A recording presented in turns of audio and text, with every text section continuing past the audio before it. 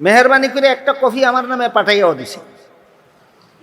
এটা মেহরবানি কেন বললাম, ই শয়তানেরা যদি কফিটা আমার কাছে পাঠাইতো না, কেতনা বড় শয়তানির নাম খ্রিস্ট ধর্ম আমি বুঝতেই পারতাম না। কেতনা বড় গাঞ্জাখুরি ধ্যানধারণের নাম খ্রিস্ট ধর্ম, এই বইটা যদি আমার নামে পাঠাইতো না আমি বুঝতেই পারতাম না। এই বইয়ের মধ্যে তারা যে সমস্ত কথা লিখেছে এর মধ্যে দুই তিনটা কথা আপনাদের শোনাই। এই বইয়ের মধ্যে সর্বপ্রথম যেই কথাটা লিখেছে সেটা হইল,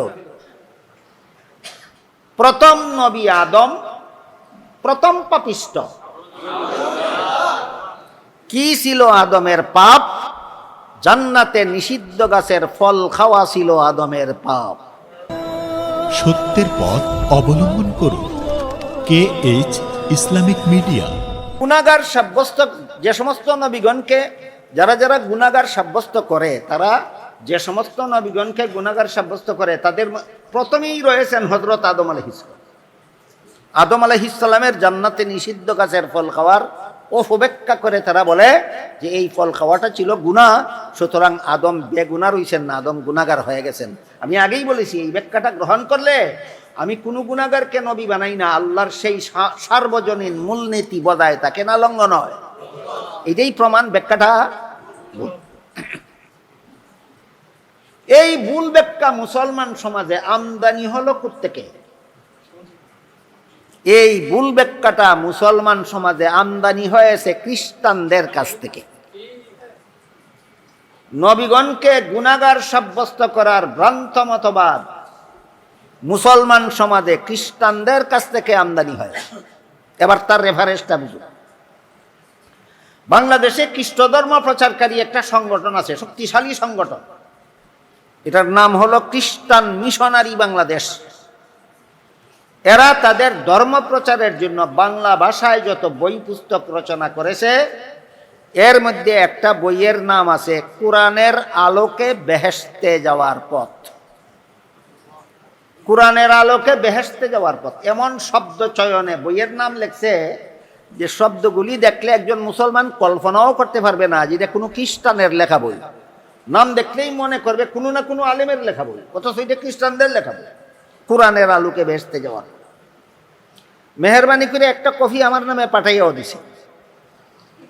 এটা মেহরবানি কেন বললাম, ই শয়তানেরা যদি কফিটা আমার কাছে পাঠাইতো না, কেতনা বড় শয়তানির নাম খ্রিস্ট ধর্ম আমি বুঝতেই পারতাম না।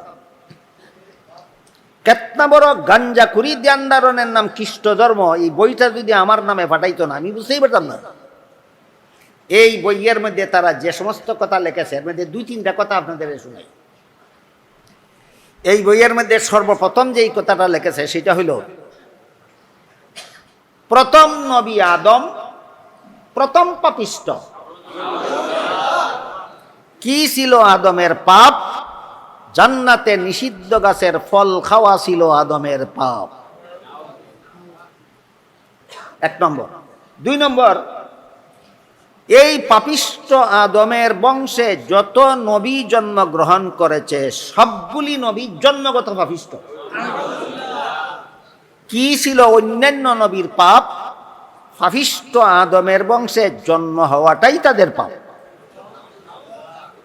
তিন নম্বর যে গাঞ্জাখুরি কথাটা লাগছে সেটা হইল, শেষ পর্যন্ত আল্লাহ একজন নবীকে নিষ্পাপ বানাবার জন্য তাকে আর পাপিষ্ট আদমের বংশে জন্ম না দিয়া আল্লাহ নিজের ঔরসে জন্ম দিলেন। ইনি হলেন হযরত ঈসা আলাইহিস সালাম। তিনটা গাঞ্জাখুরি কথা খ্রিস্ট ধর্মের আপনাদেরকে শুনলাম। আমি এগুলিরে ধর্মের কথা বলি না, এগুলিরে কই ধর্মের নামে গাঞ্জাখুরি কথা। সত্যই এগুলি কোনো ধর্মের কথা না, ধর্মের নামে গাঁজাখুরি কথা, ধর্মের নামে গাঁজাখুরি কথা। এর মধ্যে প্রথম গাঁজাখুরি কথাটা হইল, প্রথম নবী আদম প্রথম পাপিষ্ট। কি ছিল আদমের পাপ? জান্নাতে নিষিদ্ধ গাছের ফল খাওয়া ছিল আদমের। তাইলে জান্নাতে নিষিদ্ধ গাছের ফল খাওয়ার কারণে আদমকে পাপিষ্ট বা গুনাহগার সাব্যস্ত করা মুসলমানি মতবাদ নয়, খ্রিস্টানি মতবাদ। এবার বলেন, মুসলমান সমাজে নবীগণকে গুনাহগার সাব্যস্ত করার মতবাদ কোথা থেকে আমদানি করা? কথাটা ক্লিয়ার হইল? যে খ্রিস্টানদের কাছ থেকে আমদানি করা ভ্রান্ত মতবাদ। এবার আমরা বোঝার চেষ্টা করব, তাহলে জান্নাতে আদমের নিষিদ্ধ গাছের ফল খাওয়ার সহি ব্যাখ্যা কোনটা, বিশুদ্ধ ব্যাখ্যা কোনটা? সারা মুসলিম বিশ্বে যে সমস্ত হকপন্থী মুফাসসিরিনে কেরাম নির্ভরযোগ্য যত তফসিরের কিতাব লিখেছেন, সবগুলি তফসিরের কিতাবে জান্নাতে আদমের নিষিদ্ধ গাছের ফল খাওয়ার বিশুদ্ধ ব্যাখ্যা, একাধিক ব্যাখ্যা লেখা আছে। এর মধ্যে এক দুইটা ব্যাখ্যা আমি আপনাদের শুনি। এক নম্বর সহি ব্যাখ্যা হইল, মানুষের কোনো কাজে সওয়াব হয়, কোনো কাজে গুনাহ হয় দুনিয়ার জীবনে, জান্নাতি জীবনের কোনো কাজে সওয়াব নাই, গুনাহ নাই। এবার বলুন, মানুষের কোনো কাজে সওয়াব হয়, কোনো কাজে গুনাহ হয় কোন জীবনে? জান্নাতি জীবনের কোনো কাজে সওয়াব নাই। এবার বলুন তো, আদম নিষিদ্ধ গাছের ফল খেয়েছিলেন কোন জীবনে? এর সাথে সওয়াবেরও কোনো সম্পর্ক নাই, গুনার কোনো সম্পর্ক। এই ব্যাখ্যাটা মেনে নিলে আল্লাহর সার্বজনীন মূলনীতি, গুনাহগারদেরকে নবী বানাই না, লঙ্ঘন হয় না? ঠিক থাকে? এটাই প্রমাণ ব্যাখ্যাটা শুদ্ধ। যে ব্যাখ্যা আল্লাহর মূলনীতির সাথে সাংঘর্ষিক সেইটাই ভুল, যে ব্যাখ্যা আল্লাহর মূলনীতির অনুকূল সেইটাই শুদ্ধ। এক নম্বর ব্যাখ্যা গেল, জান্নাতে নিষিদ্ধ গাছের ফল খাওয়া আদমের গুনাহ ছিল না। দুই নম্বর সহি ব্যাখ্যা, দুনিয়ার জীবনেও নিষিদ্ধতার কথা ভুলে গিয়ে যদি কেউ লঙ্ঘন করে ফেলে, দুনিয়াতেও গুনাহ হয় না।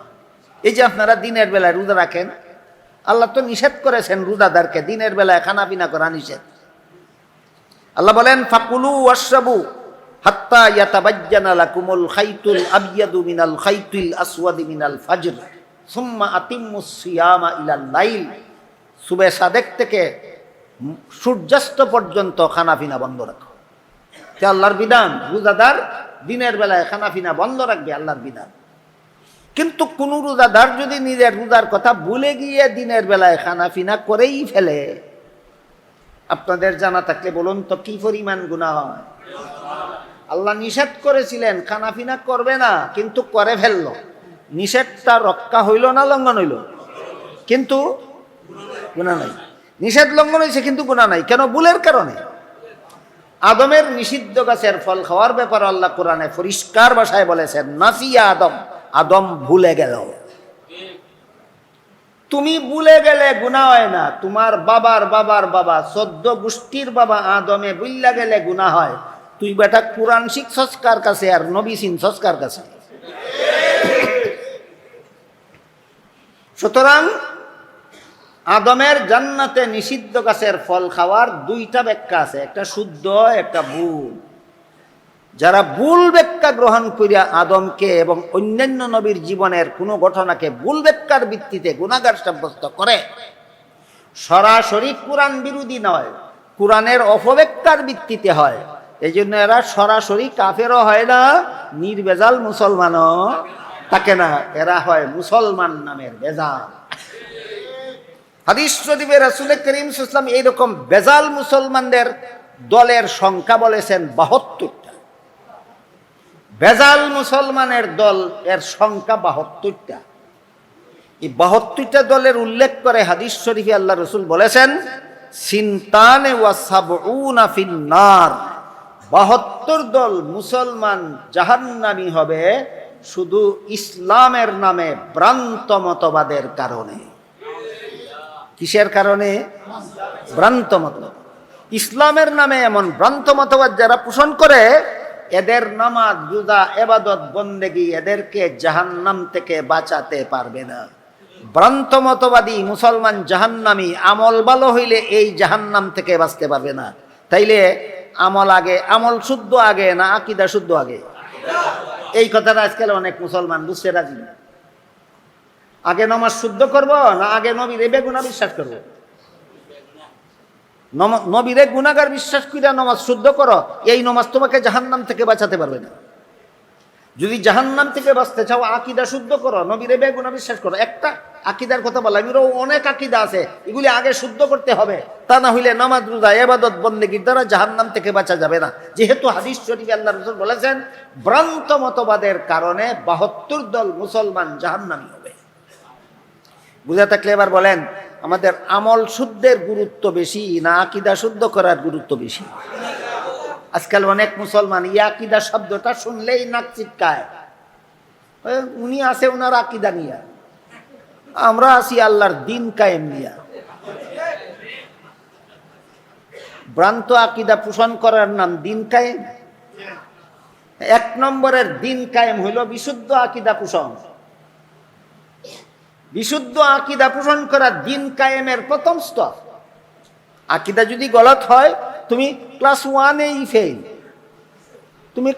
তুমি ক্লাস 4-এ পাস করবা কিভাবে? তুমি ক্লাস 1-এই ফেল। আকিদা শুদ্ধ আগে, যে ক্লাস 1-এর লেখাপড়া। এই জিনিসটা নিয়ে আজকাল বড় তুচ্ছ-তাচ্ছিল্য হচ্ছে, যে আকিদা খারাপ, আকিদা খারাপ। আকিদা খারাপ কি? আল্লাহ বলেন, আল্লাহ রাসূল বলেন, আকিদা খারাপ হওয়ার কারণে 72 জন মুসলমান জাহান্নামী হবে। এদের নামাজ রোজা এদেরকে জাহান্নাম থেকে বাঁচাতে পারবে না। তাইলে নামাজ রোজা শুদ্ধ করাটা সবচেয়ে বড় না আকিদা শুদ্ধ করা সবচেয়ে বড়? আকিদা শুদ্ধ করা সবচেয়ে বড়।